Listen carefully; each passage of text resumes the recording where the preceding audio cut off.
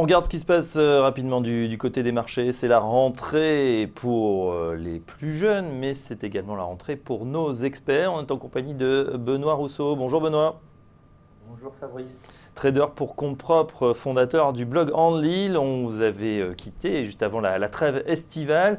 Je doute que vous ayez complètement fermé les écrans pendant 2 mois, mais même pendant un mois. Allez, c'est parce que la trêve était en tout cas sur Téléfinance 3 semaines simplement. Là, en tout cas, voilà, après un été tranquille, on voit que ça recommence à bouger un petit peu, notamment avec les dernières tensions géopolitiques, Benoît. Alors oui, effectivement, ça bouge un peu. On a notre ami Kim qui nous a fait un petit peu secoué le mois d'août. Alors c'est franchement pas une nouveauté parce qu'il y a Kim Junior, il y a le père, il y a le grand-père qui nous font ça quasiment depuis 30 ans, c'est-à-dire systématiquement quand il y a les manœuvres américano-coréennes du sud naval, ils nous envoient un petit missile ou ils nous font un petit essai nucléaire pour montrer qu'ils existent.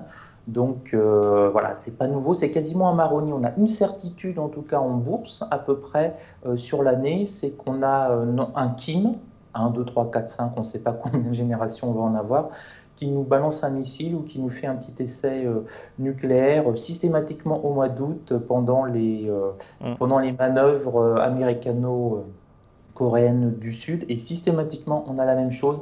Les marchés se mettent à baisser fortement et ils se reprennent. Alors là, on a une énorme particularité aujourd'hui, c'est qu'on a eu droit à un essai nucléaire souterrain. Alors peut-être une bombe H, ce qui serait vraiment quelque chose d'extrêmement grave, parce que c'est beaucoup plus puissant qu'une bombe A. Et on a les marchés américains fermés. Donc si on regarde ce qui s'est passé en août, on a eu les marchés européens qui ont fortement baissé, et c'est les marchés américains qui les ont récupérés ensuite. Donc pour aujourd'hui, méfiance sur les marchés européens. On est seul au monde, on n'a pas nos grands frères pour Mhm. nous guider, entre guillemets. Donc a priori, on a une ouverture baissière, c'est pas du tout la panique. Peut-être que les gens commencent à comprendre que c'est une forme de ritournelle, ce qui se passe Ouais, En Ritournelle, Corée, c'est mais aussi l'escalade. Enfin, voilà, en face de Kim, cette fois, on a Donald qui montre ouais, c'est ça. les muscles, en tout cas qui menace Pyongyang d'une réponse militaire massive, l'utilisation de l'arme nucléaire également, sont des choses qui pourraient inquiéter les marchés. On voit que bon, il y a un petit repli, effectivement, petite montée de l'or, par exemple. Est-ce que c'est de nature quand même à affoler les investisseurs?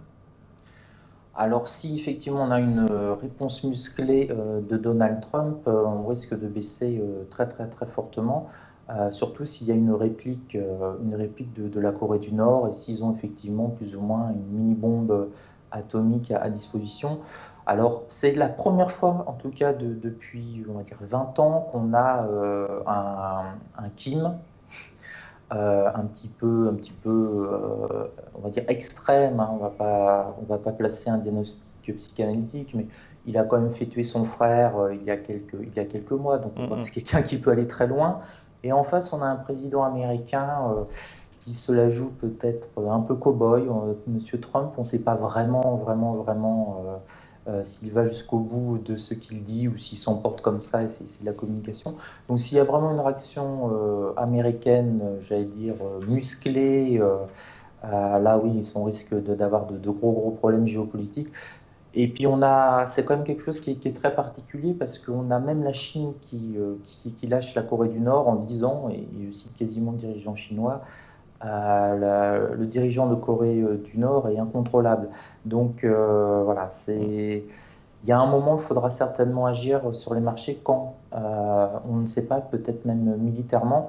Voilà. Donc effectivement, il y a cette incertitude majeure sur un tweet de Trump, sur un déclenchement de missile, sur une tentative d'attentat, pourquoi pas.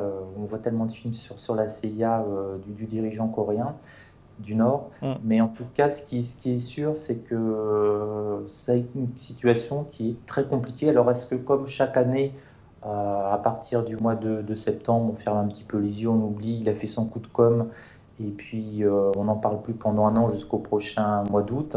On va voir, mais en tout cas, il faut vraiment garder ça à l'esprit. Les marchés peuvent dévisser extrêmement rapidement sur un tweet ou sur une action ou américaine ou coréenne du Nord. Oui. C'est Alors un risque qu'il faut pricer, hein. on s'attend peut-être pas à des réactions très fortes aujourd'hui puisque les marchés US sont fermés, c'est jour férié. Du coup, on s'attend à quoi pour cette séance, Benoît? Une séance plutôt calme? Bon, on va s'attendre à du range, hein. Comme bien souvent quand les Américains ne sont pas là, c'est-à-dire on va aller chercher un point bas, il va falloir voir si on rebondit et puis peut-être essayer de suivre.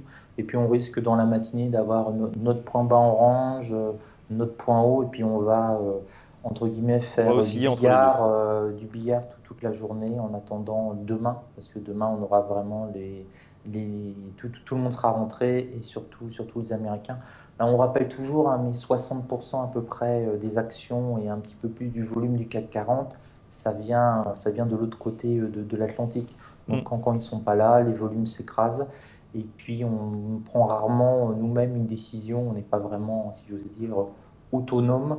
Et si on part vraiment extrêmement, extrêmement sud, le lendemain, on a parfois les grands chefs qui sifflent la fin de la récréation et on remonte. Donc ça peut être une journée intéressante pour se positionner là, par Bon, exemple, à suivre, hein. Je crois qu'on est on serait à l'ouverture en dessous des 5100 points, 5090 Ouais, on est environ. sur 5080 à peu près sur Mm. les futurs. Pile sur le point pivot hebdomadaire, donc on se stabilise dessus.